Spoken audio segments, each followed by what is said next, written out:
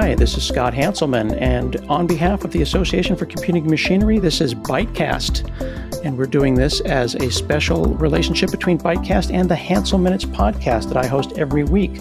So you'll find this episode on both of those podcasts. If you're listening to this on Hanselminutes, I would encourage you to check out some of the great podcasts over at ByteCasts at the ACM at acm.org. Today, we're talking with Dr. Leslie Lamport. How are you, sir? Just fine, thank you. It turns out you and I work for the same company. I got to look you up on our internal directory. I work on C# and .NET over in the developer division. And I'm over in Building 99 in research, except I actually work in California. Yeah. So I actually work remotely in Portland, Oregon. My entire time at Microsoft has been remote. Have you been remote the entire time as well?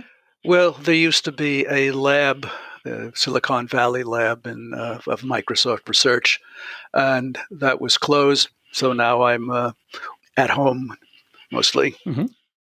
Are you finding that to work out pretty well? I'm personally finding it quite awkward, and I'm not really enjoying the video call lifestyle.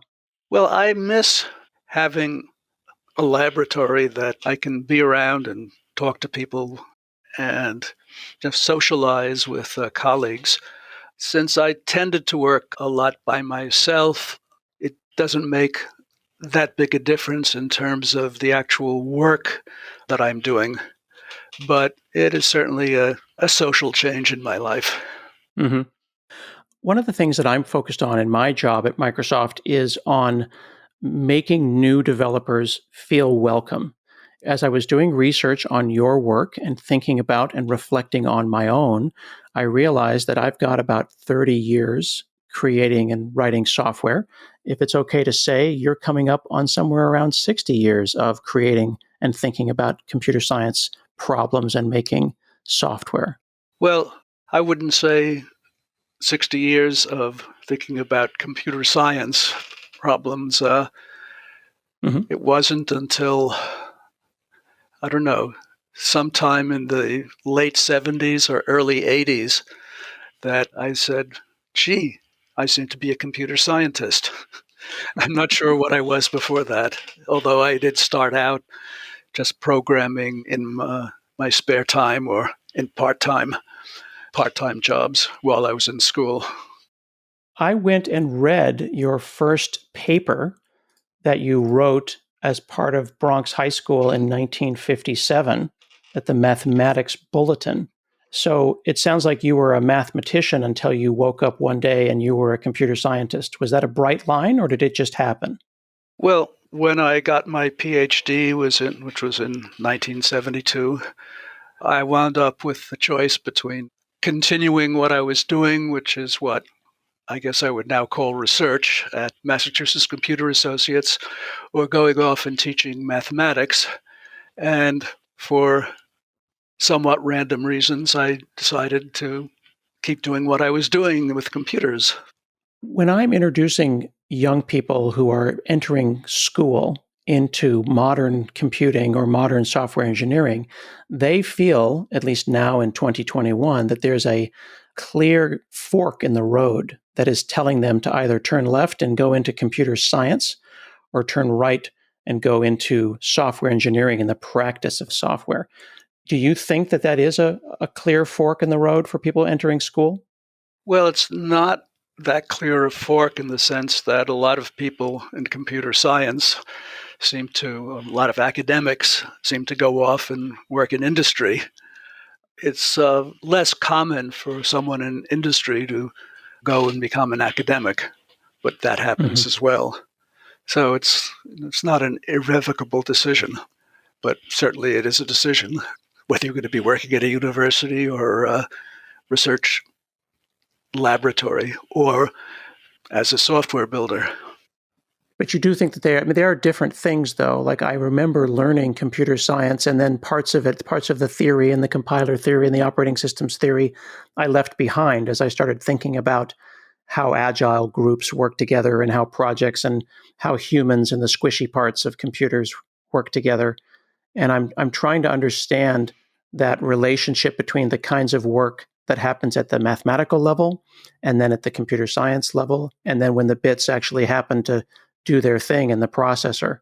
Well, my view, and it's a view from a distance, since I'm not very close to academia, is that the universities are making that split in their education, and that as a result, people who go off building computer systems never really use the computer science that they should, even if they learn that computer science in a classroom, because they may have learned the computer science but not really how to apply it in practice. Yeah, I wonder sometimes where that line should be and whether someone can be an effective engineer with a incomplete perspective on computer science. And sometimes the analogy I use is, does one need to be a mechanic to be a successful user of a service like Uber? If I'm driving a car, how much of a mechanic do I need to be? Do I need to be able to disassemble the engine? Do I need to talk to you about the theory behind the internal combustion engine? I'm just trying to drive to the store. I don't think that's a very good analogy. Mm. Well, how's about this? If I'm going to be an electrical engineer, how much mathematics do I need? Mm-hmm. Do I really need this calculus stuff that I've learned in school? I think you do need it if you're an electrical engineer. Math is a very basic part of engineering. And not being able to think mathematically, I don't think you'd make a very good engineer. Mm-hmm. On the other hand, you have software engineers who basically think that mathematics is irrelevant to what they do. But I don't think one can be a very good software engineer without the ability to think mathematically. When you say mathematically, though, there is a spectrum of math, and the way that it's taught in most countries is as you kind of go from algebra and geometry and trigonometry and then up through calculus and then into advanced math. At some point, lay people stop, and that's as far as they went. And not everyone gets a PhD in math or gets even into graduate level math. When you say think mathematically, what are we talking about? Like basic algebraic proofs or Boolean algebra? Let me put it this way. I use math. To say that I use math is a separation, as if that now I'm doing something, so, I'll start using my math. It's like math is part of me. And everything that I do and have done in computer science is done with having math as part of me. With math as part of you. Yeah. Now, you see, if you're talking about, but all the math that I use, by the way, almost all of it I learned in high school. The actual subject matter that I use. I have a PhD, but in terms of the actual mathematical stuff that I use, I think I learned most of it in high school, but you've probably learned it after you took something called a discrete math class or some basic math class in the university. So math, it's not the subject matter, the body of knowledge in mathematics that is what's important. It's the ability to view the world in terms of abstractions. And that's what mathematics is all about. It is abstracting the real world into some kind of mathematics. Or I wouldn't even say mathematics. We all abstract the world into some mental concepts. Not having mathematics sort of built into you as a way of creating mental concepts limits your thinking ability. Okay, so seeing if I can paraphrase a little bit and understand, I hear a lot of people right now trying to teach young folks, even children as young as 10 or even younger, how to code. But one of the things that I've personally advocated for is less focusing on how to code and more focusing on how to think about systems, how to think about layers of abstraction, encapsulation, and how the world works as a system. and how to debug problems where there is a layer that is hiding something from you, or layers that go many layers deep. And then I tell them that the coding part will come later. The syntax of the text is really not coding. Yeah, the concept that should be taught is basically what I call a state machine, namely that if you look at the scientific view of the universe, it's especially manifest in physics, in classical physics, in non-classical physics as well, that the universe has a state that evolves with time. And the idea that, you throw a ball, well, the state of the universe is changing in such a way that the position of that ball is changing with time as it goes from my hand to your hands. That's a really great way to think about computer systems. But what makes computer systems different is that we can view them as, instead of a continuum of states, as a sequence of discrete state changes, where you execute one step of a program, then the next step, then the next step. Having that as a fundamental concept to build your understanding of a program, what a program is, gives you that mental model that, is useful in so many contexts of computing. When the final executable code gets run, when everything happens and finally turns down into machine code and the software is run, it's usually an overwhelming amount of detail. There's a huge amount going on. But in the things that you've worked on, the systems you've worked on in the formal specification language of TLA and TLA+, it's really quite precise. Do you think that modern computer languages are too verbose and too detailed and exquisite in their expression of what's supposed to happen? Well, if you're chopping down a tree, considering what a complicated thing there is. There are thousands of leaves on this tree. Each one's following its own trajectory as you chop the tree, and the tree sways and the vibration goes up to it. How do you keep track of all this enormous complexity in the world? Well, if you're a lumberjack, things that you have this wonderfully simple abstraction. The tree is standing there, I chop it, and then the tree is on the forest floor. Bingo, one step. Well, you have to be able to view what's going on in those billions of gates inside of your computer as some higher level of abstraction. And the code, you need to be able to view it in terms of higher level abstraction. You can't keep those millions of things that are actually going on inside of your code in your head at one time. So that's what computer languages do. They hide a lot of that. Well, all computer languages, starting from machine code, hide all that complexity that's going on in the circuitry. And then higher level languages hide a lot of the complexity that's going on in the machine language.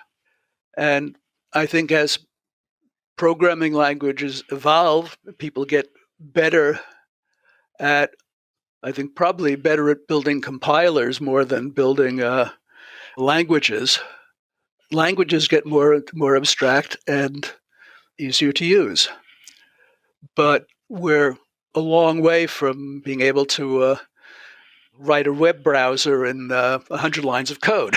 And the web browsers that we have, we certainly don't know if they're correct. I mean, I can drop a web browser control on a form, but I'm sitting on top of thousands and thousands of layers of abstractions, all assuming that everything's being handled correctly. I think in the example of the tree, we can pretty much count on the universe and math and God and the creator to pretty much handle all of the state machines happening inside of the tree. So the tree is either downed or the tree is up.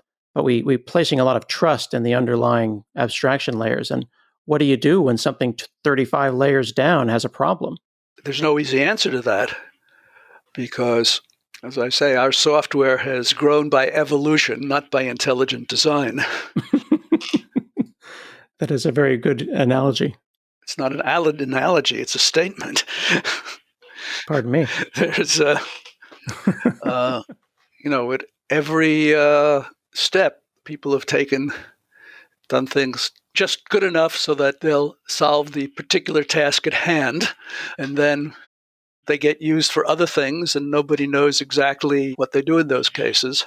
When you need complete reliability, basically where people's lives depend on things, you pretty much have to build everything with intelligent design, which means you have to start not very much above the actual hardware level and verify by some reliable method that each piece does what it's supposed to. Each layer does what it's supposed to. And so that's not the way most code is written. indeed. Fortunately, most programmers don't write life-critical code. So the TLA, temporal logic of actions logic that you developed, and TLA Plus and the things that have been used against different services is all based on math and logic and being able to express the intention and the correctness of something, but it sits on top of an imperfect thing. So you've got a near perfect concept that's based on math, trying to describe what we know to be an imperfect thing and then find its correctness properties and find the issues in the system's design. Does it assume that there's always going to be some bugs we can't find, or that it finds the bugs and then we work around them? I'm trying to understand the relationship between the perfection of math and the obvious imperfection of computers in general. TLA is not a magic bullet that's going to solve all your problems. What happens is that when you decide you're going to build a system, you start figuring out what it does. If they're careful, and I think any good engineer understands that you don't just sit down in front of a machine and start writing code as the first thing you do if you're going to build some system. You have to decide what it does, and you have to decide at a very high level how it's going to do that. In the way most systems are developed, people think as hard as they can and try to see all the problems that in their design, but they'll miss one. They'll miss something and not discover it, miss, some corner case that they didn't think of. And if they're lucky, they'll catch it in testing. And then they've got tens or hundreds of thousands of lines of code. And they've got to fix that problem in this really complicated mess of a thing. What TLA does is it forces you to write that higher level conception in a completely precise manner and being able to test it and find bugs at that level. And so when you're down at the code, you're just worried about coding errors. You're not worried about design errors. That's what TLA is about. Why do you think that even now in 2021, in the 2020s, that we are still, as software engineers, doing a fairly ad hoc approach of things that might go wrong? We make a list of all of the different wrong states and all the different, this could go wrong and I'll have to catch that, and this could go wrong and I'll have to catch that, while TLA is more of an express and specific, this is what will go right language. When I started working on fault tolerance back in the late 70s, what I learned is that the right way to do things is, for fault tolerance, is to think about what has to go right, not what can go wrong. And I don't think I've ever written that down anywhere or any place.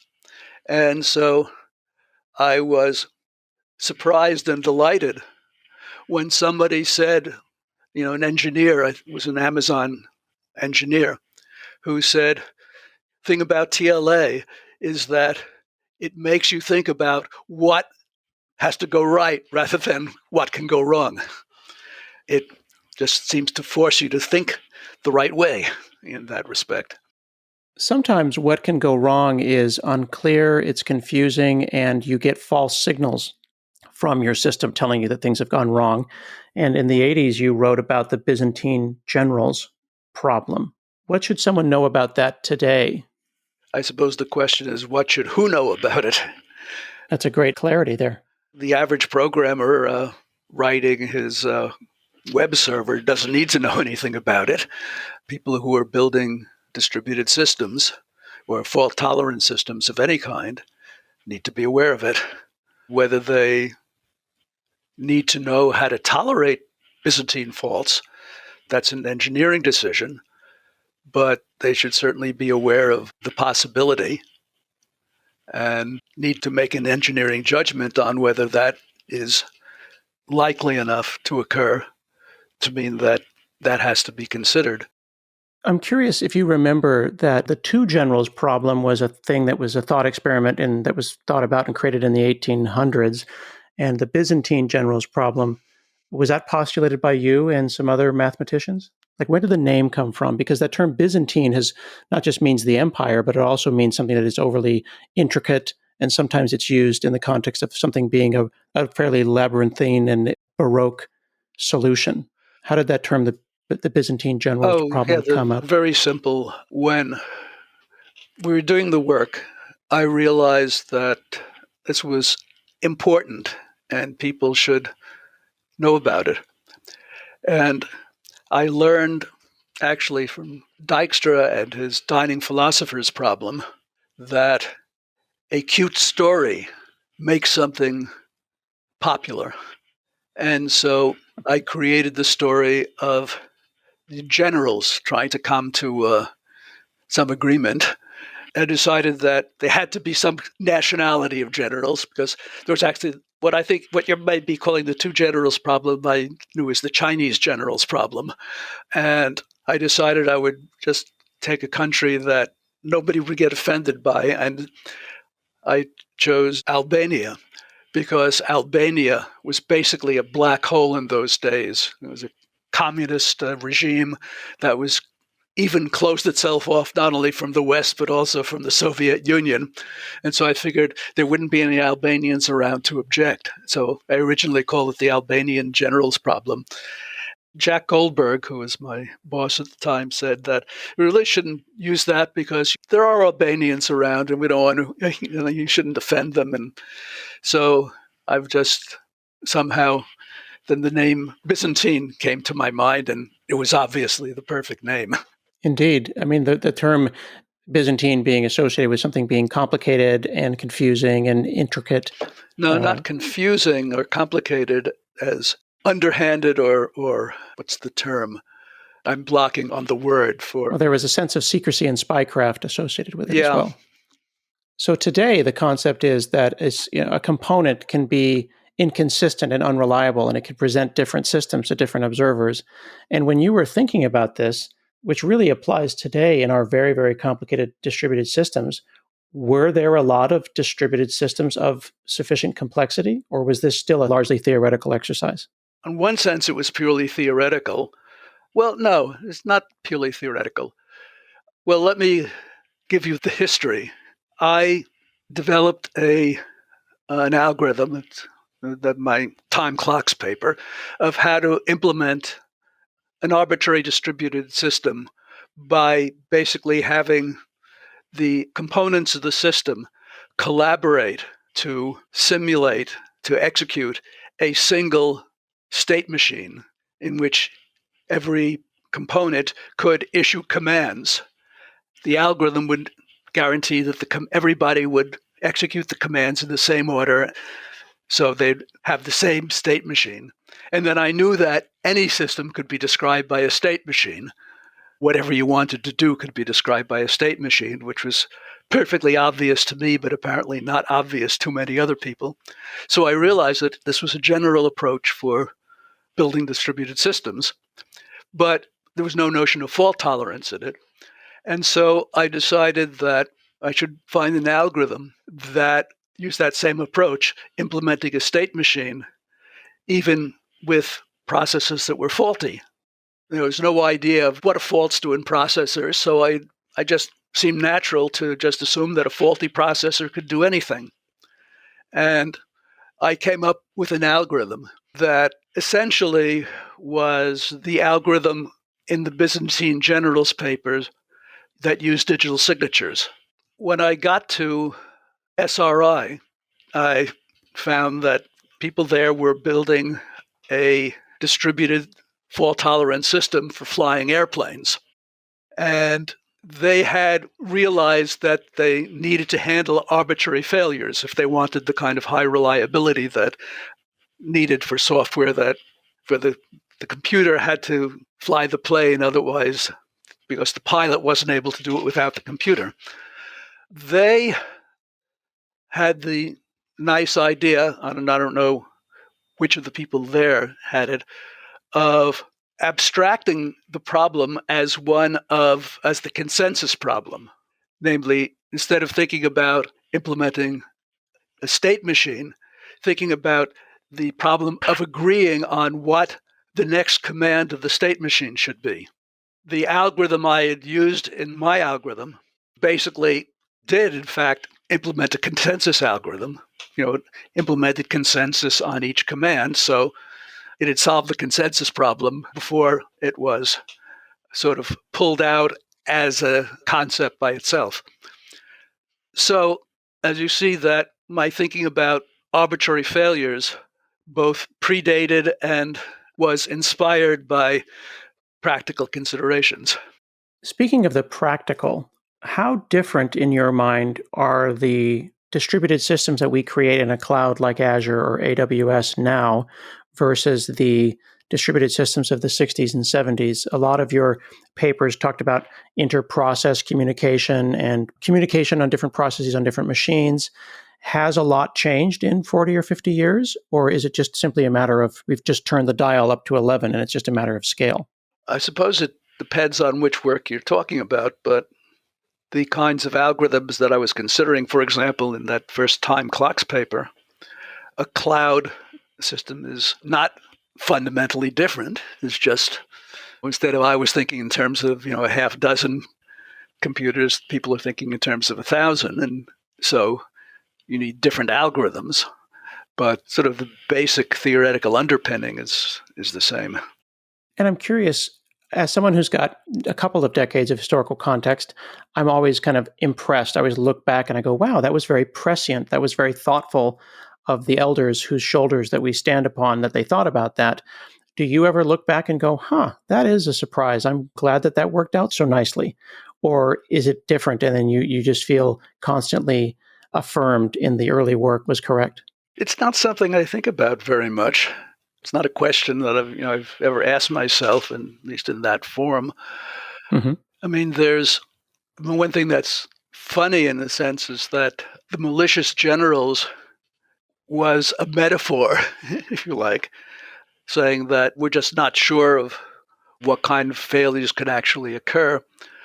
And I actually thought that, digital signatures that I used, I actually regarded them more as a metaphor because I believed, and I think I'd still believe it, although nobody has ever done it. I believe that building the digital signatures for dealing with random faults should be much simpler than building digital signatures to handle malicious people trying to forge signatures. There was nothing difficult about building digital signatures. And in those days, the computers were a lot slower and the digital signature algorithms were very, very expensive. And so people regarded the digital signature, the algorithms that involved digital signatures as being impractical. And I would say, no, because there must be simpler ways, engineering solutions that would guarantee that the probability of a signature being forged because of a hardware failure could be made small enough that you didn't have to worry about it, and you could then get an algorithm based on digital signatures would become not very expensive. But nobody ever went that way, despite the advantage of the digital signature algorithm. In particular, let's see, it's right. They require fewer processors. Yeah, I believe that's the case. It's been a long time since I've thought of this stuff. Now, what's happened is we're dealing with failures that really are malicious because there are bad guys out there trying to mess up our systems. So what started as a metaphor of malicious generals has turned into reality. Yeah, I think that the initial internet, the ARPANET, didn't really consider truly malicious actors, did it? No, and I believe that the ARPANET or early internet was crashed when some node became malicious and was giving out inconsistent routing information, bad routing information. I think what had happened is it sort of told everybody else that the best path to everything was through it. And so all messages got sent to that node, which ignored them. As we get towards the end of our conversation here, my last question for you is, what work are you working on now that gets you excited to wake up in the morning and move forward? What makes you happy right now?